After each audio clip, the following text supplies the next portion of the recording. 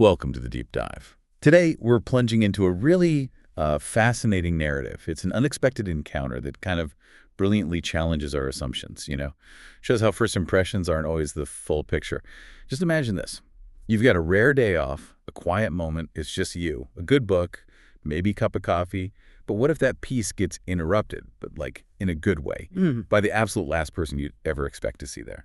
That's exactly where we're heading. Our source material today is this excerpt called Accidental Charms and Coffee.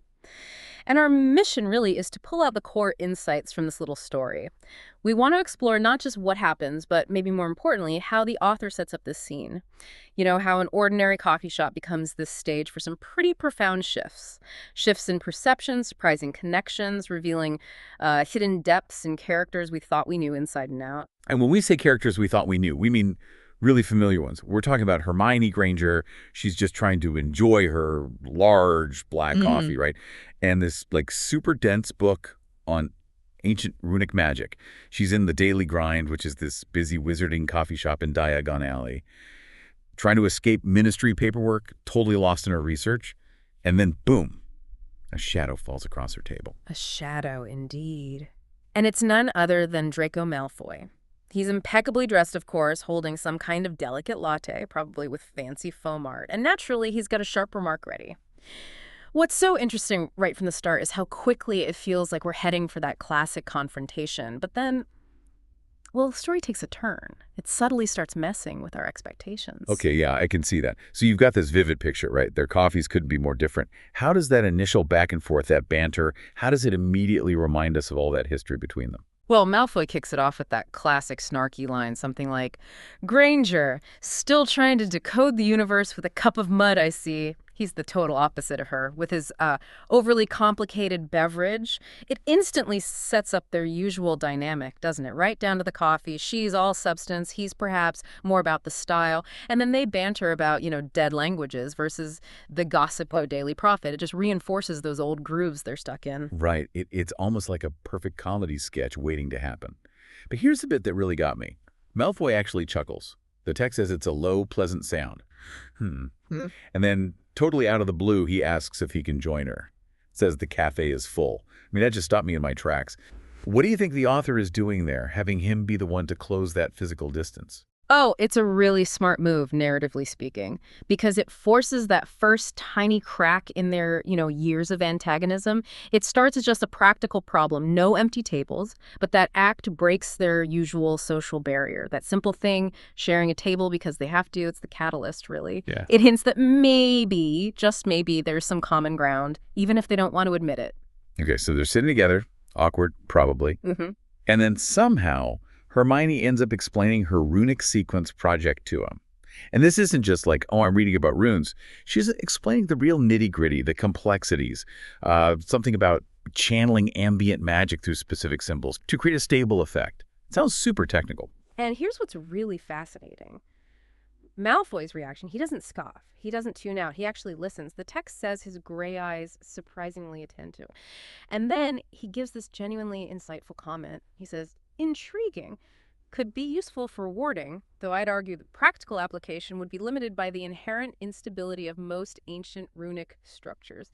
Now, for anyone who knows their magic, that bit about inherent instability, that's not just him bluffing. That shows a real sophisticated grasp of ancient magic. Suddenly puts him on her level intellectually, which, completely shakes up their usual dynamic, right? Where she's always the brainiac and he's, something else. He sort of brushes it off, saying he dabbled because of his family's big collection of old magical books.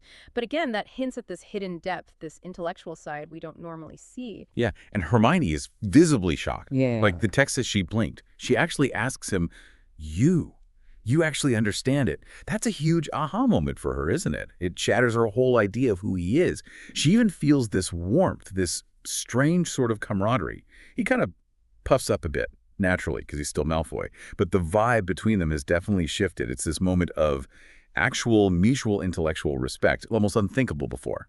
And this leads us right into the pivotal moment, the accidental charm part of the title. Some clumsy ministry intern trips, tray full of drinks goes flying. Coffee, pastries everywhere. It's a totally mundane little disaster. Could happen any day. But Malfoy's reaction? That's anything but mundane. Right. Before Hermione can even twitch, Malfoy just flicks his wand. non-verbal Protego. Yeah. This like shimmering invisible shield pops up and just deflects everything. Coffee, cake, the whole mess. And he even gets this little triumphant look saying something like, "Saved by the Malfoy charm, Granger. You're welcome." It's so him, but the action itself. Protecting her. It's completely new territory for them. Exactly. And if you connect that to the bigger picture, it's not just about saving her book from getting soggy. This is Draco Malfoy actively protecting Hermione and her work. It's this act of, well, almost chivalry from the absolute last person you'd expect it from. It's a brilliant subversion of his character type. And Hermione's reaction is crucial here.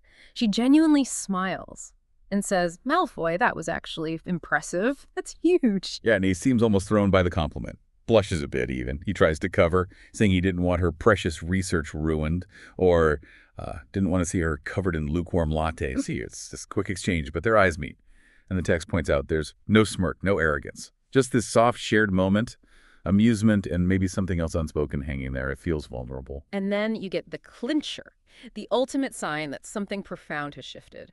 Hermione uses his first name. "Thank you, Draco. See ya." And he replies, "Anytime, Hermione." Just that simple swap to first names after all those years of Granger and Malfoy. I mean, that's incredibly significant. It's like they're finally acknowledging each other as individuals beyond the labels and the history. It peels back a layer, doesn't it? It shows a bit of vulnerability. Wow. Yeah. So the coffee was still black, the book was still dense, but the whole feeling at their table had just undeniably lightened, filled with this unexpected warmth, accidental charms, and shared coffee indeed. It's amazing how one small incident can just reset everything. So you can really see how just needing a table in a coffee shop, something so mundane, could spiral into this really profound shift. And how they see each other, how they connect, this deep dive into accidental charms and coffee really shows us, doesn't it? That even these really long-held conflicts, these antagonisms, they can soften. Maybe not disappear overnight, but they can definitely soften through these unexpected moments. Shared understanding, maybe even accidental kindness. The author does such a clever job using these character moments, these tiny shifts in how they talk to each other, to just dismantle years of backstory. Absolutely. It really highlights the power of looking past those first impressions, doesn't it? And being open to the idea that people and even everyday situations can have surprising depth. It kind of encourages us, take the second look at our own biases, our assumptions. People are rarely just one thing. So what really stands out to you from this story? How often do we maybe prejudge people or situations and maybe miss out on potential connections or surprising insights because of it?